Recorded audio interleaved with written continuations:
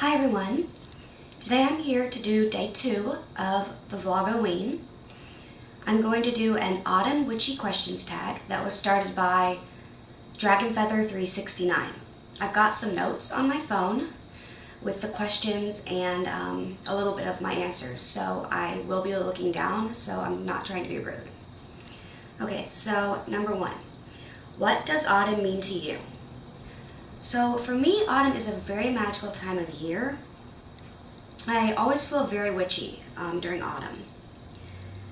As I've gotten older, I've definitely gotten to appreciate autumn more, and it's become one of my favorite seasons. It definitely didn't used to be. Winter used to be my favorite.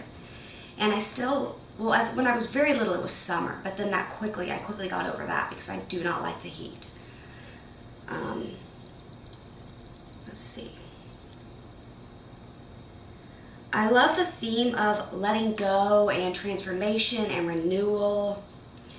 I find it very inspiring, and it really helps me connect with myself as a witch. Okay, number 2, coffee, tea, or hot chocolate.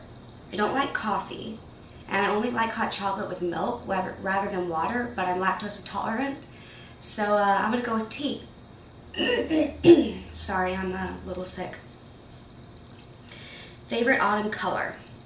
Definitely burgundy. Not really like this color, but kind of like a red burgundy-ish color. How do you celebrate autumn? Multiple ways. I like to decorate with I've got fake fall leaves. I like to set up my altar for Mabon and Samhain, and I like to celebrate those Sabbats.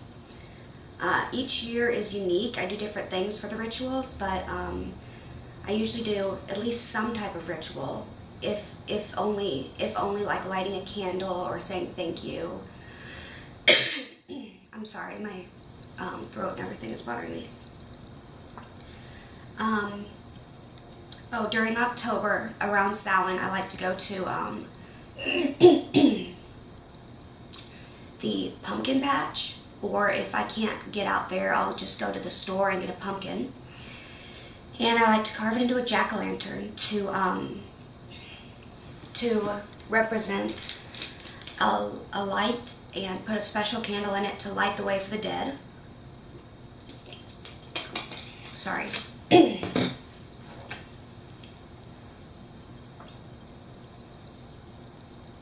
Right, and I do that. I carve the pumpkin the night or the day before Samhain, or the day of Samhain, and then I'll put it out that night with my special candle. I make the candle that I put in it myself. And then I like to take nature walks and observe the changing of the seasons and collect colorful leaves to press. And then on Samhain, I like to reflect on the past year and think about how I can learn from it, what I need to let go of, how I can change, what I'm holding on to that no longer serves me. I like to do a lot of meditation during the autumn time and focus on internal reflection. What correspondence, number 5, what corresponds to autumn for you? The ancestors, gourds, squashes, pumpkins, apples, nuts, acorns, wheat, falling leaves, oak trees, I said acorns, right? Smoky quartz, garnet, citrine, and the colors orange, red, yellow, brown, burgundy, and deep purple are just some basic ones. Your favorite autumn treat? I had to think about this one for a while, because what is a treat that's specific to autumn? And I came up with apple pie. How do you let go like leaves falling from a tree? That question is worded a little funny, but I like to meditate. I often like to journal.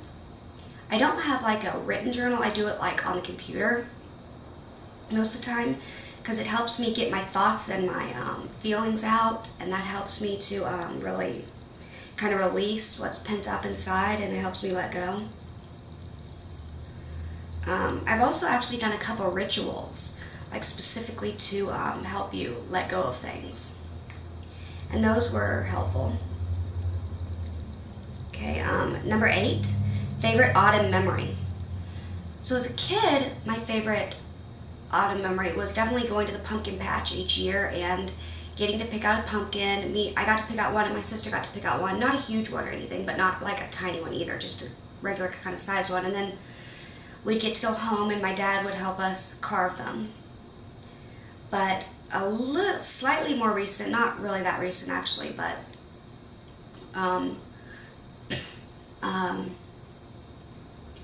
when I was 9, I guess, my first Samhain ritual would be during the autumn. So my first Samhain ritual as a witch, that would have been a good one. Number 9, what do you believe about death? So my beliefs for right now are that when we die, we are reincarnated into another body for another lifetime, and that we keep doing this until we've learned the lessons we need to learn, that we were put on earth to learn. Then when we die our final time, it's basically like our ascension into a higher realm, such as heaven, Summerland, the afterlife, or whatever you want to call it. And then I think that when you get ghosts and spirits on the earthly realm, that's what happens when someone dies suddenly or unexpectedly, or a violent death, something like that. And then instead of reincarnating, they linger on because they're not ready to move on. 10, how do you honor the dead? So, several ways. I leave offerings such as food and drink, money, and items I create myself. I, of course, light candles for them, especially around Beltane and Samhain, because that's when the veil is the thinnest. I've talked about how I like to carve the jack-o'-lanterns and put candles in them to light the way for the dead. I have an ancestor box that I made, was it last year? I showed it on my channel, and I have like some photographs and some little items in there that pertain to different people, that loved ones that have passed. I'd love to set up a specific ancestor altar and have like things that represent my different ancestors and photographs and things for past pets and things on there, but I just don't have room for it. Already the altar I have set up is like my regular altar, and I think it's pretty small. There's not a lot of room on it for things, and like it's already kind of like crowded in my room, and then there's just not anywhere else to put another altar right now. And I'd really like to have a dumb or a silent supper, but well, my family, really no one knows I'm a witch, and they don't really respect the fact that I'm a pagan, so I don't think I could really do that, and without being interrupted, and without a bunch of questions, and without having to explain myself. And I know they wouldn't like leave me alone for it, and you're not supposed to talk, so I couldn't just sit there and not answer them, and when they're asking me stuff. So it's not something I could do right now. What do you do when the veil is thinnest? I like to work with loved ones who have passed, including my pets. I think that when the veil is thin, it's a good time for divination, so I like to try some of that. And yeah, I guess that's about it. What's your favorite autumn activity? Like I mentioned, I really like picking out my pumpkin and carving it. That's a lot of fun for me. And I also like getting to wear the fun clothes, like the boots and the sweaters, stuff like that. Starting to get into it. Not yet here. It's still really hot, even though it's October. It's started to cool down a little bit because it started raining, but it's really like muggy and humid, so you wouldn't want to dress like that yet. Okay, number 13, last question. Do you feel most magical during the autumn? Why or why not? And I actually do think that the autumn is probably the time I feel most magical for the season-wise. I'm not really sure why. I think it might have to do with all the changes that are going on during the autumn time. The weather starts cooling down. The trees and leaves are changing color and dying. There are a lot more holidays around this time. There's Mabon, Samhain, there's Thanksgiving, Christmas is coming up, the New Year, Day of the Dead. You know, there's a lot of stuff going on around this time. So you start to really get in the festive mood, and it's harvest season. You know, it's just there's a lot really going on, I think. So I think that might have something to do with it, but I'm not really sure.